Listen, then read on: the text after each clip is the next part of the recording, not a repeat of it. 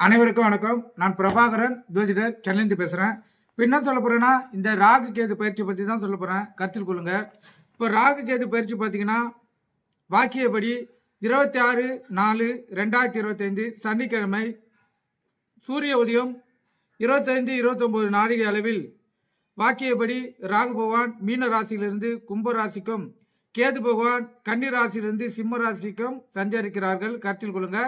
அதே போல திருக்கணிதம்படி 18/5/2025 ஞாயிற்றுக்கிழமை இரவு 7:38 மணிக்கு முதல் சூரிய உதய நாழிகை 34.38 நாழிகை திருக்கணிதப்படி ராகு பகவான் மீன ராசியிலிருந்து கும்பராசிக்கும், கேது பகவான் கன்னி ராசியிலிருந்து சிம்ம ராசிக்கும் சஞ்சரிக்கிறார்கள். கருத்தில் கொள்ளுங்க. இப்போ இவங்க 2 பேருடைய அமைப்புகள் பார்த்தீங்கன்னா, இப்போ கும்பராசியில் ராகுடைய சதய நட்சத்திரங்குது. கருத்தில் கொள்ளுங்க. அதே போல் இந்த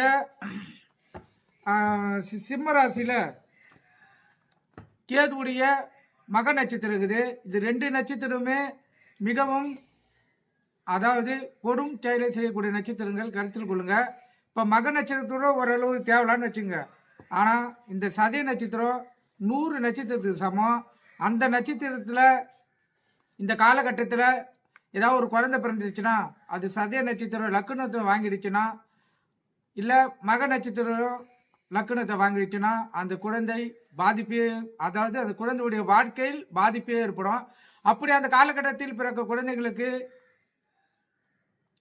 நல்ல அமைப்புகள் ஏற்பட, குழந்தை பிறந்த உடனேயே அவங்களுக்கு ஏற்றாப்போல் அந்த ராகு கேது தோஷத்தை கழிப்பது மிகவும் சிறப்பு. ராகு நவகிரகங்கள் இருக்கும். ராகு கேதுக்கு போயிட்டு அந்த குழந்தையுடைய என்ன பேர் வைக்கிறீங்களோ அந்த பேரை சொல்லி அந்த குழந்தைய, அதாவது நட்சத்திரம், ராசி இதெல்லாம் சொல்லி விளக்கத்தி அந்த தோஷத்தை நீங்கள் சிறு வயதிலே கழிப்பது மிகவும் சிறப்பு. அப்போ தான் அந்த குழந்தை வாழ்க்கையில் முன்னேற்றம் அடைய முடியும். கருத்தில் கொள்ளுங்க. இப்போ 1 வயதுக்குள்ளே ஜாதகம் எழுதக்கூடாது.